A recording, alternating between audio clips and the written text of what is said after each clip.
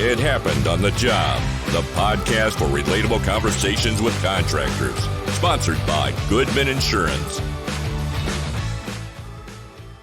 Welcome to It Happened on the Job. We are your podcast for relevant conversations with contractors, hopefully bringing a little entertainment to you as well. My name is Mike. That's Brian. Yo. Episode 79 today. 79. Yep. Man, that's crazy. Getting there. And today we have Mr. John Cefalu, CEO at JJ's Landscaping SD and CEO at the Buildsters. Is that right? That's right. CEO at the Buildsters? Yeah, thank you guys for having me. Thanks Yeah, for coming appreciate up. you coming in, man. John's from San Diego, so he made the trek up to Orange County, fought through the traffic at Pendleton and all that. Yeah, how's it going? Oh yeah, no traffic with COVID going on. So That's we're true. doing all right. No, it's great. It's everything's going fantastic. Just trying to get through these crazy times and building businesses, and construction's kind of been blown up, so it's been busier for us where it's not quite Yeah, as we're busy hearing for the that. people. Yeah, quite a bit. Yeah, that's awesome. Well, kind of piggybacking off of that, if you can kind of give us a history and how you got started in the industry and all that, and especially with the two companies that you're running right now. Yeah, so we are definitely not just a traditional contract. I mean, I don't have really a construction bone in my body. So I mean, I love that, because everybody normally says, yeah, when I was 7, my dad got me started in the industry, with a shovel and a trench, If I show up to your house with a lawnmower, you should probably run. I mean, I'm not the guy you want out there. So I had another company out here in Orange County for about 4 or 5 years while I was in college.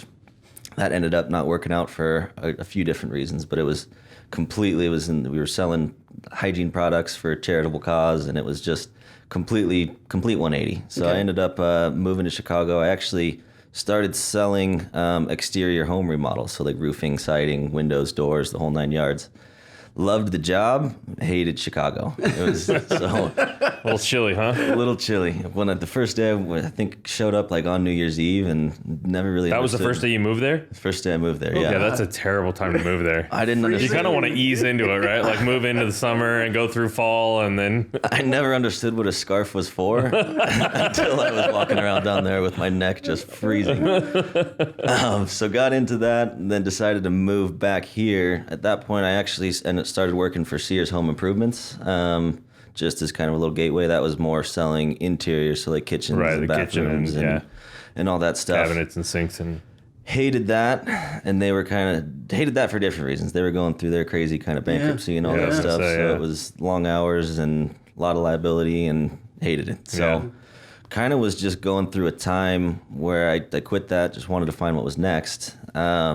Had a theory of if I just make $200 a day, I'll make $72,000 a year. So that was the thought. It wasn't go mow lawns or do anything. Mowing lawns was just one of the things that were in there. I mean, we were going to casinos trying to beat the roulette table. We were going going fishing, trying to sell some fish at the fish market. Started mowing lawns. Started a little marketing company. Whatever it takes, huh? Just whatever it took to make $200 that day was a win.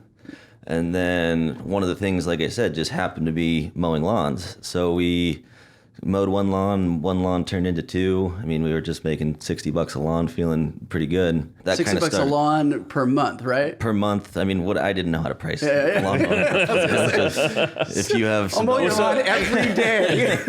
Question though, just I don't mean to interrupt you, but just a crazy thought that went through my head, or kind of a random thought. If you made $400 in a day, did you take the next day off?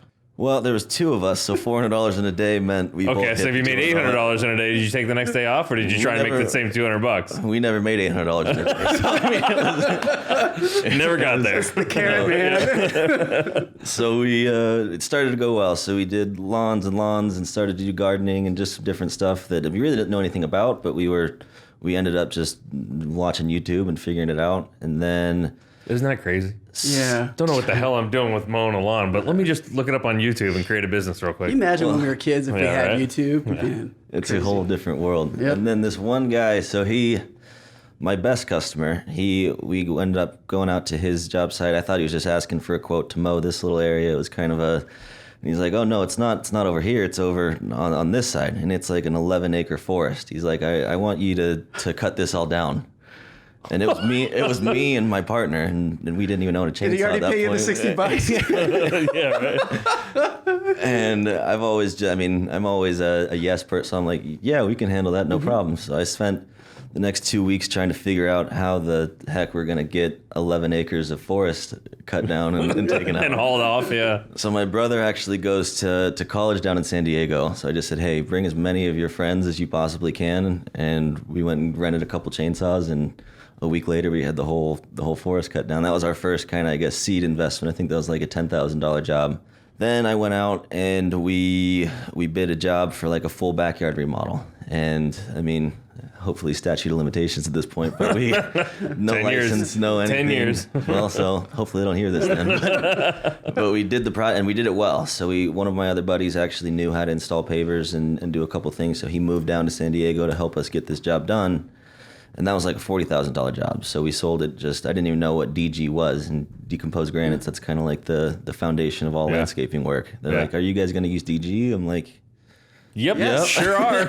If that's what you want. Let me go look up DG on my phone in the car on the way home and make sure I know what I'm talking about. But so we got that done, and it just kind of started rolling from there. We got a few more jobs. Met my partner, Jorge Chimon. So he kind of came in. He's been in the industry for 20 years or so. Yeah. He came on and kind of changed the game. So our first year, I think we ended up doing like $300,000 in revenue. Dang, man. So it was pretty cool to see that. $200 a day. Yeah. And then so this year already, we're up to $4.5 million in JJ's from the beginning of the year, just because we got kind of. And what year was that first year? That was March 2019. That was last year. That was last year. You made $300,000 last year. You've already done $4.5 million this year. Yeah. So it's. Wait, you've done or you've had committed? We have committed. So I mean, Yeah. What does that come out to? That's like 10, 12, 15 times what you did the year before. More than $200 a day. Yeah, a little bit more. Yeah, a little bit more. 1,200%. But within that, so that's kind of where the idea of the Buildsters came about. So I mean, like I said, we're not contractors by nature. Ended up getting our contract. We're legal at this point. That's So, good, I want to put that disclaimer out there. So we're reputable. But within that, we just ran a business really well and kind of found the labor and all the different installation kind of secondary. It's all finding the best guys in the business and pairing them with a good business model makes for a really good business, just because usually the guys that are the best at installing and the best at what they do aren't the best at running a business and marketing and sales and all that. So we started doing that, but what really put us apart was back in like February of this year, we started our digital presence. So I mean, we started this is JJ's Landscaping at this point, started marketing on there, doing Instagram stories, just kind of showing the job site, showing who our guys are, showing the work from not just the before and after picture, but all the way through, so you can kind of see and understand what was going on. And people love that. I mean, it kind of takes that trust element out of the equation. Yeah, well, we talk about it before. It's a level of transparency that society kind of demands of most companies right now, right? If they don't know who you are and can't look you up and can't see what you've done and can't talk to other people and can't do all those things, there's almost, like you said, a level of distrust. Well, and there's too many bad contractors to make it so that you can really trust that. I mean, especially in landscaping. I mean, if you have a truck and a shovel, you can pretty much call yourself a landscaper. Right. So you go out and you're bidding against this stuff, and I mean, let's just say a $30,000 job, a guy with a truck and a shovel with no insurance, no license, he's going to quote you 22, can quote you 15 even. And you're like, okay, well, why are you 15 grand more? Well, I mean, it's there's reasons. So we kind of started to do that, but then people seeing kind of the behind the scenes of everything and seeing who we were as people in a company outside of just what the work we did skyrocketed our leads and the quality of leads and the people we wanted to work with. And then we met a guy named Vinny the Twister. So Vinny the Twister is literally in home. Should be small. It sounds like he should be from New York. San Diego Mafia. Yeah.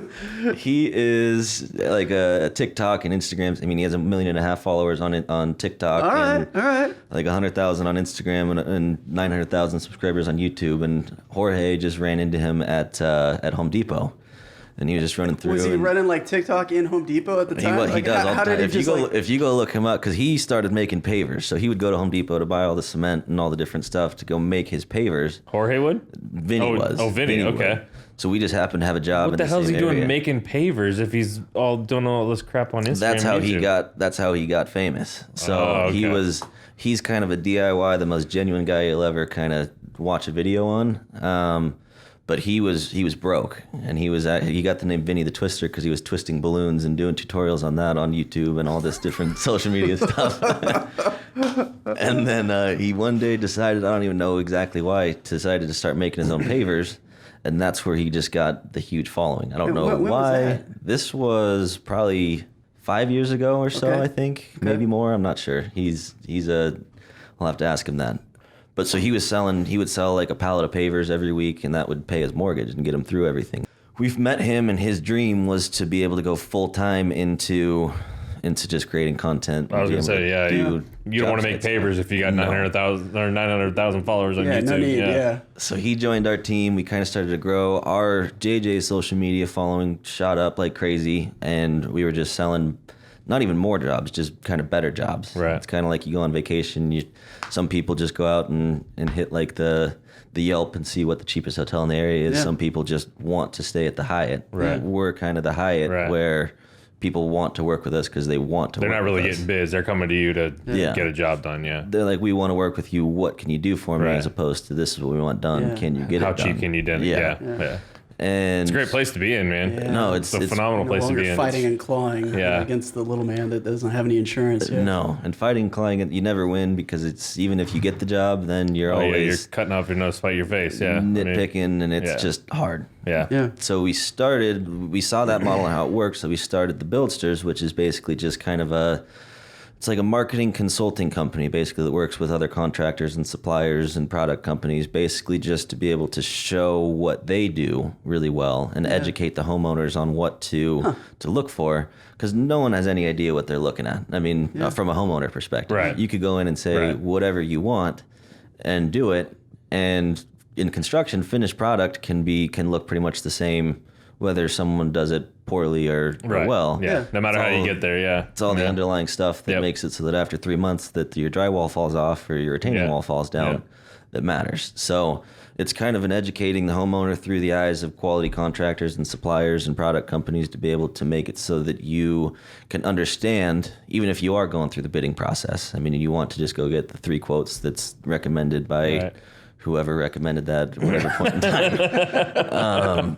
So that you could see how a retaining wall's built or how drywall's hung or how electrical's done, so that if someone is just like, oh yeah, I could do it for 10 grand, this guy could do it for 30, you can at least understand what you're missing out on this, if and this. this is going on. So it's been going really, really well. I mean, growth has been crazy, and we're investing a lot into the Buildsters. So did you have when you started that, did you have a database of quality contractors that you wanted to follow along, or is that a process where you had to like go out and search them out? And if you did, like, what was that vetting process like, knowing that they're going to meet that level of quality? Outside of meeting Jorge and kind of putting the business model together, the reason we got so successful was because of our relationships with our suppliers. Mm-hmm. So RCP Block, Imperial Sprinkler Supply, Diamond Concrete, a bunch of just high quality suppliers down in San Diego. We kind of leaned on them. So we said, hey, who's the best wall installer? Who's the best electrician? And we kind of just started to vet them and see where they were at. And it's kind of an ever growing list. We don't want to end up being, and I don't want to knock, Home Advisor was a really good idea at the start. Right. But now it's become a Craigslist almost. Now it's become a Craigslist where when we didn't have our license and when we were doing it the wrong way, we still got through the Home Advisor process because were willing to pay for the leads. Right. They didn't care who was in. They say you're vetted, but you're really not. So it's kind of an exclusive group where it's not, we don't want a mass volume of contractors or a mass volume of suppliers. We want the best ones to be able to create this content and educational material to show how this should be done, so you can go out and use it within your own world, however you want to get your lead or pick your contractor or do the job. So you have a podcast for that, right? Do you also have like a website with some sort of, searchable database so somebody can go in and say, hey, I'm looking for an electrical contractor or whatever? So it started as a podcast. Our website actually launches on Monday. So I'm not sure when this is going to release, but it'll be after September. Monday. So it'll be launched. It'll be a little bit after Monday, but So September 21st. so we'll just say it is launched. Go check it out. But yeah, it's going to Barring any issues, right? Yeah. We'll see. But it's going to be a full searchable database with expert contributed blogs and DIY videos and just kind of product reviews. The podcast, obviously, we're kind of launching a few other podcasts and things going through there. But it's basically just going to be your one-stop shop. Not to necessarily pick your contractor, but to how to understand how to pick your contractor. Yeah. Well, but I feel like if you teach somebody how to understand how to pick your contractor, then they go, well, he's the expert, so I want to go to them to actually pick the contractor. And then those guys win, ultimately. They do win, and that's huge. But that's the thing, too, is that, JJ's Landscaping's already pretty much booked out for the year. Right. Well, but some of these other guys, too. But some of the other guys, and that's where... These guys, the best contractors are usually always busy. If a contractor's busy, it's for a reason. Yeah. So being able to just understand the process. It's not good when you can call a guy and get him out there tomorrow to start. No. Or this afternoon. And you guys as insurance, with insurance, you know how expensive it is to hire more people and to pay for the workers' comp. So, it doesn't really behoove us in any way to go out and hire 20 more guys, because then we're just going to be paying an arm and a leg for all the stuff to keep us legal and to keep us doing it right. So it's really just kind of seeing COVID hit and seeing how, content's never going to go away and construction's never going to go away. Those are two things that people are always going to be doing, whether they're doing it themselves in their backyard or whether they're hiring someone to do it. It's kind of something where it's at least a resource where you can learn how to do it yourself, so you don't just go start digging holes and throwing pavers into the ground expecting it to be a patio. Right. Kind of a little step-by-step guide to understand that and really just get connected to everything. Because it's more than just, we have, it's real estate, it is insurance, it is kind of the entire supply chain within home improvement, construction, the whole real ecosystem. Space. Just because really kind of our thought process is if you find one good contractor and you can trust them, you pretty much have everything that you need for your entire, you'll be able to find a good insurance guy, you'll be able to find the right real estate agent, you'll be able to find other contractors in the space. So instead of hitting the reset button every single time you're doing a new project, reach out to the people that did the job right for you the first time, because either they can do it or they know someone that can. So I want to go back a little bit, because I think obviously what you guys are doing is super successful, and I think I love it, right? First of all, and we've mentioned it before, there's definitely maybe at least 2, maybe 3 different types of contractors, right? The ones that have zero digital presence at all, and the others that have a digital presence but aren't being deliberate about how they're using it. And then there's you guys, where the fact that you're a contractor is just what you use to, the means to the end. You're really a digital marketing company that happens to use landscaping as your mode of income. But going back to that point where, you did however much you were doing, a couple $100,000, few $100,000, and you made that deliberate choice to do what you did from the digital marketing standpoint. What was that turning point? What was was that Vinny, or was that Jorge, or was that both? What was it that caused you to do that, or said, this is how we're going to run this business? Because I think that's important for a lot of contractors. It's scary, right? Like, nobody wants, and a lot of people don't, especially, and you're very young for the contractor space, right? Most people in this business are at least 2 times your age, right? When they're owning with a flip phone. Yeah. So this is very scary to them and very different. So I think, illustrating how you went through that thought process and what the deliberate decisions that you made to do that, I think could help quite a few people. I think it's more so what it came down. The hardest thing in construction that we found is cash flow, just because no matter how much money you have, we understand committed, that we're insurance. we are the last people to get paid. So you can, some days they wake up, we have $250,000 in our bank account. Some days I wake up and we have negative 10,000, and you're just like, okay, what? And when COVID hit, it just became a super scary, like, okay, I'm relying on these payments over the next week, or this progress, or at this point, or at that point. No matter how successful your construction industry or business is, you're still living week to week, and that's kind of a scary thing that can be taken away in a moment's notice, depending on what's going on. So creating a space where you can kind of have a fallback revenue stream, or at least, like, let's say if we were to go into a recession, construction's not going to stop in general. People are just going to either try to do it themselves, or they're going to pick the best contractor, or the most, I guess the best contractor isn't even the best way to put it. The most well-known contractor is who they're going to pick. Right. So kind of investing into something that you can lean back on and be able to show your work and show what's going on and show why that you deserve the work, was important because for a moment there, we didn't know where our next paycheck was going to come from during COVID because everything kind of stopped. We didn't really even know if we were allowed to work for a little while because no one told us. I mean, it was just, are you essential or not? So we started doing this to try to get more eyes on what we were doing so that people could see. At the time, it was showing people how we were taking precautions on the job site for COVID so that they knew that they were being protected and our guys were wearing gloves and wearing masks and all that. So that was when you started your Instagram, was right when COVID happened? And like a month before. Oh, wow. But the Buildsters, I mean, the first podcast was like a month after COVID hit. So it was really just kind of diversifying so that we weren't relying completely and totally on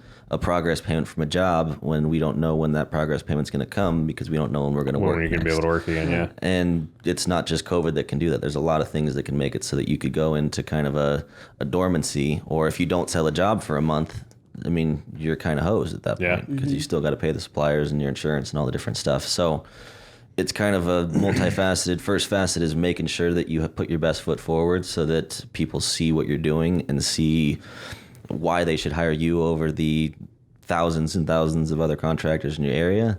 And B, just kind of potentially, depending on how well you do it, creating another revenue source by being kind of a content marketing company where you're showing things that aren't shown very well online. And you could go online all over the place. You'll see how-to videos, but most of them are shot on an iPhone or not done in any kind of a entertaining way where it's like, do I really want to watch 24 minutes? You get about 5 seconds in and you're moving on. Yeah.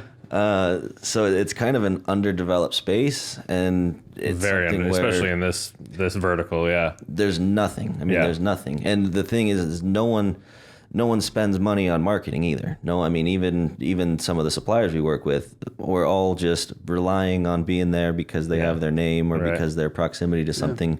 No one's investing in the future. So construction, even though it's one of the oldest industries, is kind of one of the oldest industries as far as how it's perceived and how it's seen because no one has any idea what's going on. Yeah. So you start your Instagram for JJ's Landscaping. What is your mindset? What are the steps you're taking to get in front of people there? Our mindset at that point was to be as open and honest about everything as we possibly could. So show the shortfalls, show some of the problems, show what a in-progress job site looks like. And we never really put any money behind it either. It was just kind of... I was going to say, that's what I think is important for people to understand. Like, yes, it's a pain. I mean, we're doing it right now for what we're doing here. The Instagram You're part. doing it right now for what we're doing. It's a nightmare. I fucking hate it, but it has to be done, right? So I mean, you got to be deliberate about it. So that's why and that's why I think it's important. Yes, I didn't mean to interrupt you, but yeah, I mean that's. And the biggest time saver too, because customers over a certain age range still always, oh, do you have referrals? Do you have testimonials? Do you have all this stuff? Cat's out of the bag that no contractor's ever going to give you a bad referral. Right. Yeah. I mean, sure, I can give you 4 phone numbers of people that love me. Give you 1 star. There's nothing. And you could go in contracting too. You can go say, oh yeah, I did that driveway right there. That was right. It could be. Right. You have no involvement. There's no. So instead of doing that, it's like, okay, it's a super big time saver because you could just pull up your digital presence, pull up your social media and show someone, hey, this is what we're doing today. Yeah. And this is what we did last week. This is what's going on. So you want something like that? Oh, let me pull up this job and I'll show you. Yeah, this is kind of, along the same lines. Yeah. It saves them and you hours and hours and makes the decision a little bit quicker because you can see everything that's going on real time as opposed to, let's go drive around the city for 4 hours and check out these few jobs and bug these customers because no past customer, no matter how good of a job you did for them, really wants to deal with being your marketing team either. Well, I was going to say that's not their job, right? I mean, you'll get good ones that want to do work for you or want to put in that work for you, but I mean, the 98% of the customers, they don't, I mean, they're not there to do your, like you said, do your marketing. No, every time I call anyone, it's like, okay, we'll send them over. I got 5 minutes. Bring them in quick and get them out. So, and then I think outside of that, outside of everything else, it's more so just understanding that contracting work doesn't need to be done perfectly every day. It's more, customers care more about how you respond to something going wrong than they do about the job being done perfectly correctly. If you just blow through it or don't talk to them or don't communicate or don't get anything done, even if it looks perfect, they're probably going to be less happy with you if there were a few hiccups that you communicated through and talked through and got done correctly. So it's kind of just the full customer service model where it's really if a contractor kind of shifts his focus and says we're more in the hospitality business than we are in the construction business, jobs are going to go smoothly. Yeah. Because that's the most important part, and that's what anytime we have especially in the job, residential space, right? I mean, yeah. That's huge. That's why a lot of people don't do residentials, because they either don't like or not good at that hospitality factor and that customer service aspect. And it's kind of once again the same thing where the guys that are the best installers may or may not be the best people to run a business. I mean to talk to a customer or to deal with problems, just because they want to get to the next job, and that's where the support team, even though it's expensive, it leads to, it's kind of a bigger investment into a more successful company as opposed to having everything just be week to week focus. Yeah. So I love all the digital stuff, and I think it's phenomenal. But I mean, to not beat a dead horse, I think we should move on a little bit. I think what you guys are doing is amazing, and we've had this, multiple like I said, episode 79 now, and I think if you're coming on this show, you've got some idea that this is the way you need to go, whether you're there or not. But I mean, you're one of a handful that is like at that level, you know what I mean? Doing that at that level, you know, and being successful with it. So kudos to you. I kind of want to go to your growth a little bit and maybe speak to, obviously there were some hiccups along the way. I'd have to imagine going from 300,000 to 4.5 million, but you know, any, you know, obviously some speed bumps that you guys had to encounter. And then also, you know, any systems that you guys, you know, were failing and you had to kind of, you know, adjust and put in place to grow like that. Well, I mean, I guess the first hiccup is, I mean, this was like July-ish, we really started to do like full on kind of construction as opposed to just mowing lawns. We didn't know what we were doing. I mean, we were watching the night before how to install pavers and going and getting it done. So understanding that element and leaning on the suppliers, everyone kind of seems prideful to not ask someone a question. But I mean, if we didn't have, and the biggest one, RCP, which is our biggest supplier and kind of our closest supporter, they're the reason we're still in business, because we just hounded them, asked them how to do this, asked them how much. Well, and a lot of those suppliers are willing to send out somebody to show you how to install their product, because they want their product. They don't want, you know what I mean? Like, they don't want their product talked shitty on when it's your fault for installing it, but at the end of the day, their name's on it. Yeah. No, so we just always asked those questions, and I mean, we took a major kind of step back in how we were just living in comparison to be able to get the business set up right. So we sold everything, bought a trailer, and we're just going from job site to job site to job site, living within a couple mile proximity to be able to get to the job site and get it done, so that we were there at a moment's notice and getting it done. I guess the biggest hiccups were when we first met Jorge, is understanding exactly how the process is set up, because we would just call that morning, say, hey, can we get this many materials at this job site? We had no process or procedure, no accounting, no anything. We had our phones and our email, and that was our record keeping. So when we started getting set up, it was just, I mean, we had our contracts over here, we had our bids over here, we had our emails over here. There was setting it up was difficult. Right. So no platform digital to kind of tie it all together. Yeah. So I worked with a company in Chicago called One Click Contractor. So that was my job, was basically setting up the process so that it could flow through. So let Jorge figure out Jorge do all the hard stuff. Yeah. And I'll make it so that the operation stuff is set up so that it's halfway organized, so that if we hire team members, that it's just not, okay, go check my email from 4 months ago and figure it out. Yeah. It's, here's the customer. So we work with, obviously, QuickBooks is easiest on the accounting side. Yeah. Job Nimbus is what we work with, is basically our CRM and job, basically like status platform. Yeah. And then One Click Contractor is what we use for our quoting. Bidding and estimating. And they all tie into each other. So they all speak to each other, and you have one customer kind of set up for... Very cool. And it has each of it. So... And it's set up perfectly to where our receptionist can take a phone call and get it in there. It goes to the salesperson, it goes to the project manager, it goes to the accountant, and it's all just kind of pushed through there. And that saved probably thousands and thousands of dollars per job. Yeah. Just Being because efficient. Yeah. the other thing that's, really hard that most people don't do, especially in going through the growth, we never looked at profit on a job by job basis. So we always just kind of say, oh, we have this much in the bank account and this is where we're at. Right. But not understanding what your profit is on each job will kill you, especially if you're going week to week, because you need to know where you made the mistake or how much money you have, and basically not spend and money. I'm sure that you don't have. Yeah, and I'm sure the programs you use allow you to see it in real time, right? Like when you're running over on labor, like materials cost you a little bit more. Like you can see that in real time before the job gets done, and you realize, oh shit, we just lost $30,000 on this job.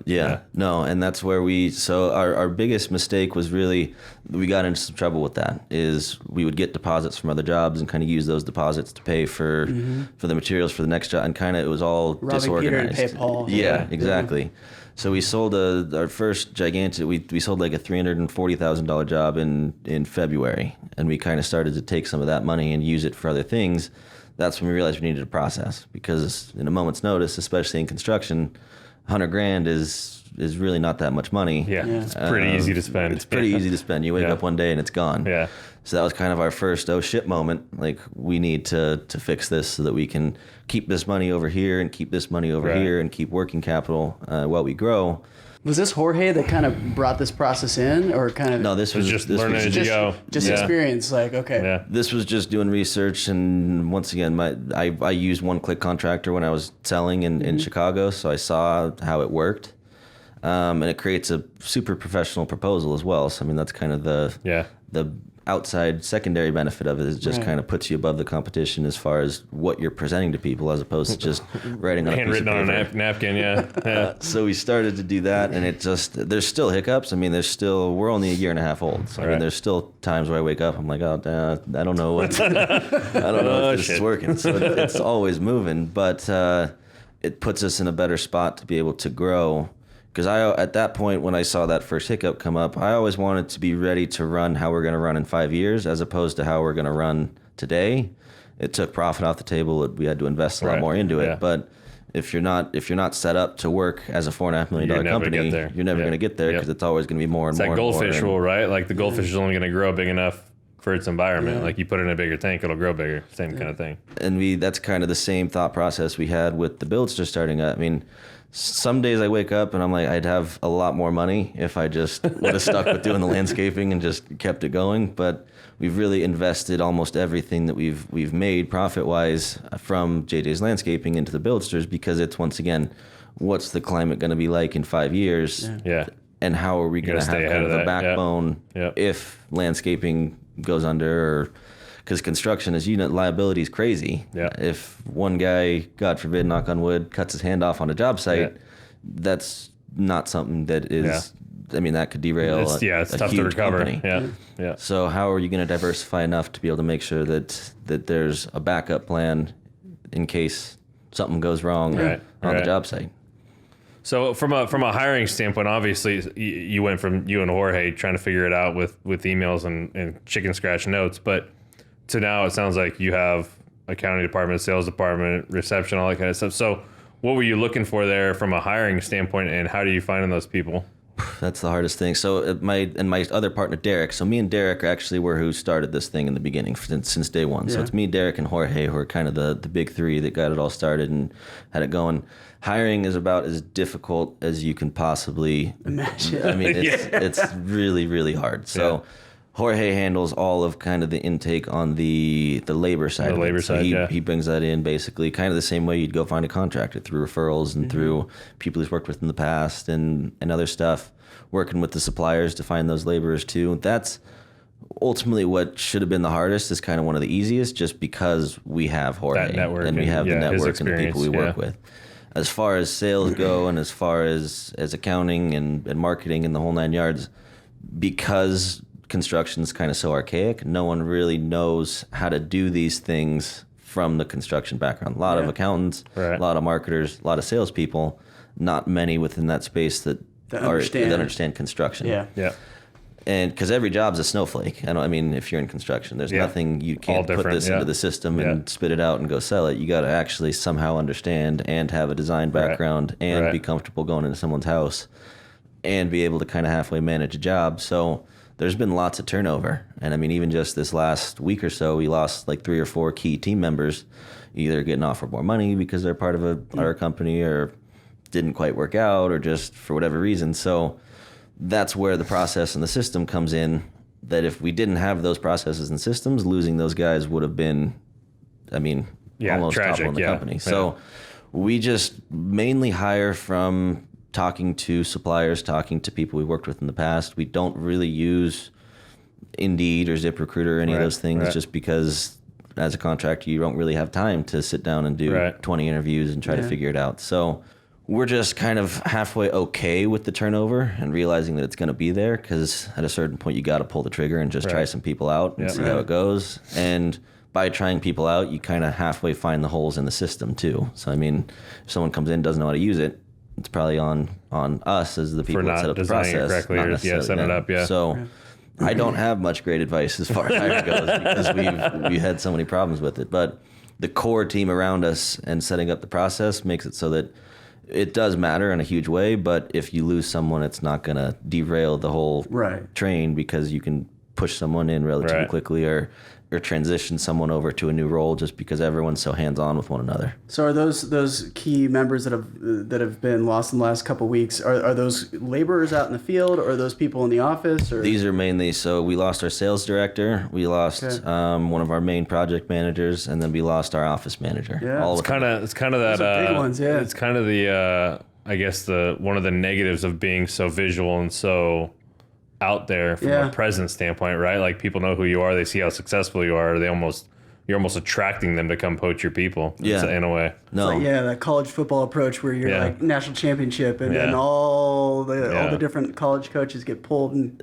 no, it was a crazy week. I mean, it was having guys step up and having guys transition and having laborers. I mean, laborers kind of turn over either being poached or just not showing up, or I mean, it's hard to really manage a laborer at the end of the day. And that's where Jorge has a whole system in place on his side, just kind of with a constant flow of, because there's a lot of different classes of laborers too. It's not like everyone's doing the same thing. You have kind of a superintendent, foreman, kind of a class 2 laborer, and like kind of a class 3, kind of just grunt work. So when you guys do like a big job, are you self-performing everything? No. So so you guys are hiring We've subs. Transitioned. We started the year basically 80% in-house, 20% subcontract. We're trying to get to as much subcontracted as possible. And I have a problem with because sometimes you hear subcontracted and all of a sudden it puts a bad taste in your mouth. Yeah. But you're just here selling me the job and you don't know who's going to come in and do it. Yeah. No. And that's where it's kind of like we set it up that way, both for our protection and their protection, mainly because then they're able to self-operate, we're able to self-operate.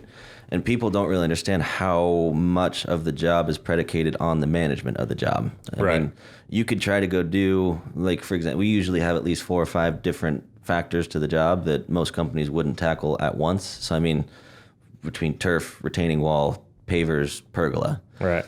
Not many companies do all of those things. Yeah.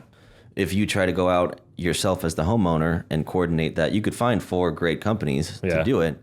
But then you're managing. But then they're stepping all over each other, and you're the one managing they're not going to it. manage it well. Yeah. And the minute the timing's off, I mean, once you piss off a laborer or a crew I mean, then you're in trouble. Yep. So the timing of everything, understanding what goes underneath everything. I mean, just how everyone works, getting them paid on time. I mean, it's one of the harder aspects of the job as far as the job being done successfully. Because if you install something first and something second, and it should have been the other way around, you got pretty big problems, and then you're starting over again. So a subcontractor is someone that really just focuses on the work and doesn't really want to have to deal with the headaches of managing everything.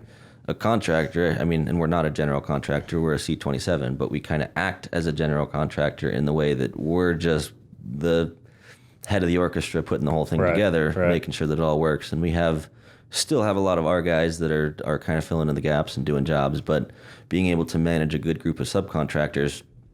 And then once you have a subcontractor, they really pretty much work for you, because if you are busy enough, you keep them busy. They're still rolling. It's just what you call them at the end of the day, as opposed to who they are, what they do. Where are you finding these guys? Are they being implemented into the Buildsters program, or are these guys that, through Jorge's contacts and network that he's developed over the years? Like, where are these guys coming from that you're... It's kind of a little 50-50 split. So, I mean, it started off just being completely Jorge's network or guys that we'd worked with in the past. So he would just cycle through his guys. For a couple months, it was literally just Jorge and about 5 of the guys that were underneath him. They were cranking out jobs. Doing as much as they can. As we started to get busier, it was just guys that Jorge had worked with in the past, guys that our suppliers had referred to us to be able to help out, kind of just puzzle piecing that together as it came up. Now that we have the Buildsters, we have basically a class of contractors that are coming in, wanting to be a part of this. So now we're all kind of partnering together and doing work together. Right. So there's less subcontracting in the traditional sense.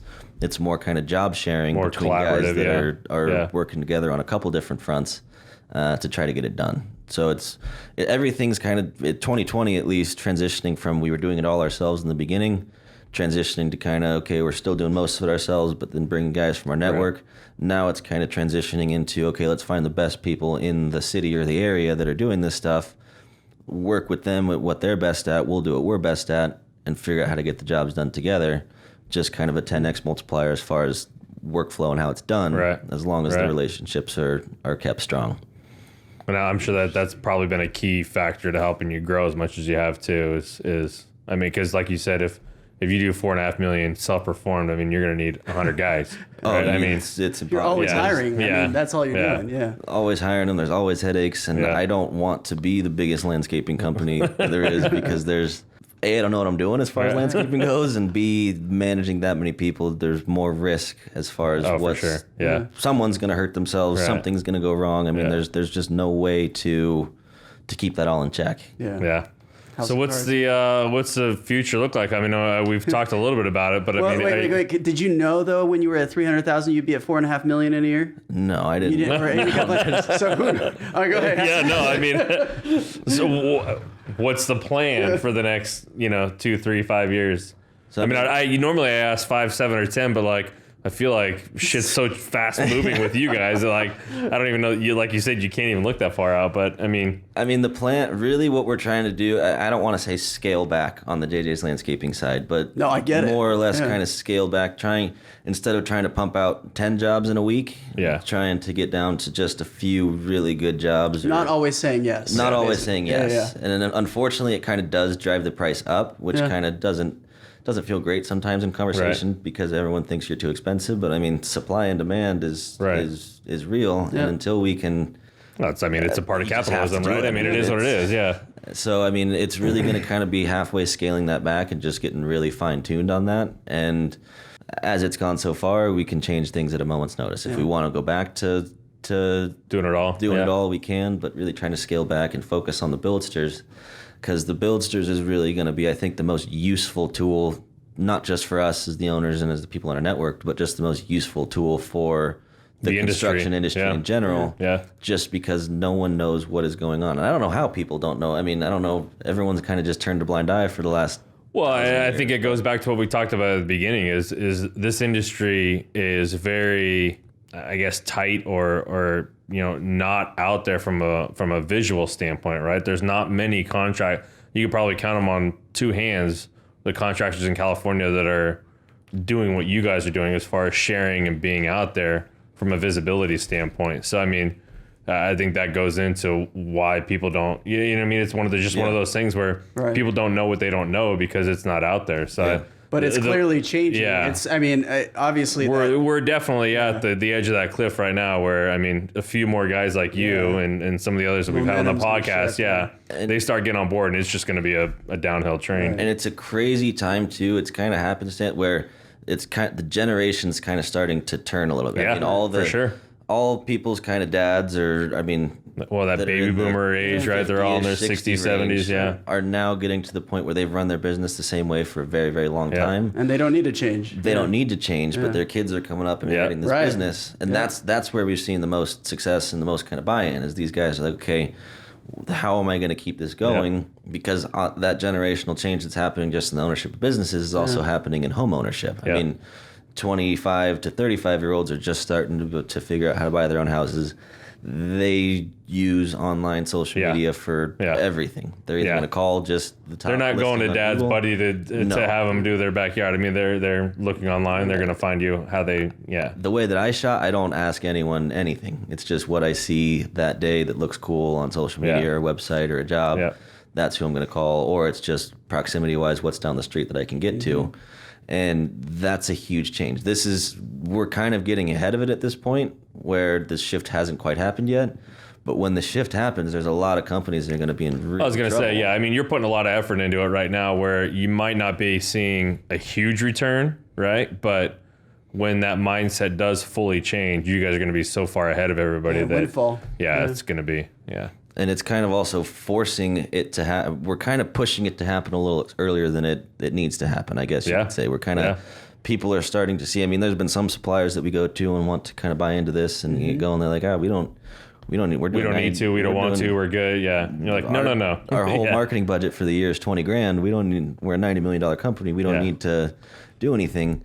Well, as soon as a competitor jumps in and starts to do this and actually get their presence and their how they're doing it and why they're you get doing one it, or what's two on going board and all of a sudden everybody's going to start doing it. You have to do it. I mean, there's really no other option. And I think that's becoming the case with contractors. You know what I mean? People are as scared as they are, as old as they are, the older ones, as scared as they might be, like it's getting to a point where they have to do it or they're going to become irrelevant. And it's just, I mean, the industries, the CSLB, so I mean, the Contractor State Licensing Board, which kind of runs this whole thing. It's such a prohibitive market. That's our Bible. We know that very well. And I'm not talking, it's so prohibitive these days because there's so much done incorrectly. It's not, the good contractors aren't the reason these rules are written. Right. It's the bad contractors that go out and screw people that make these rules written. If we can kind of either get the bad contractors out or teach the bad contractors how to be good contractors, I mean, it kind of fixes itself where you don't need to go do useless things with the CSLB and be put in a bad position because you're doing it right. I mean, that's kind of the whole focus, is making the industry better by not just being the best at what we do, but by making everyone else be better at what they do and being visible and transparent. Yeah. Very cool, man. We appreciate it. Yeah. Before we let you go, we want to give you a chance to let the people know how to find you. Yeah. So now that we are saying that the Buildsters is officially launched at this point. At this point, It is. I mean, that's the best resource to find everything we do. That's the best place to find JJ's landscaping too. So www.thebuildsters.com is the best place to look. Everywhere social media at the Buildsters. So go give us a follow and take a look there.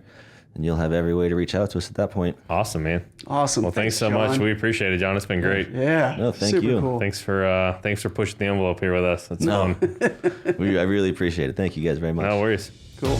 Hey, thanks for listening. And if you've made it this far, go ahead and give us a like or 5 stars or whatever means you like us. Make sure to subscribe so you don't miss our next episode. And check out our website for more video content and extras. While you're there, shoot us a message if you want to be a guest. We'd love to have you on. Thanks again, and we'll see you next time.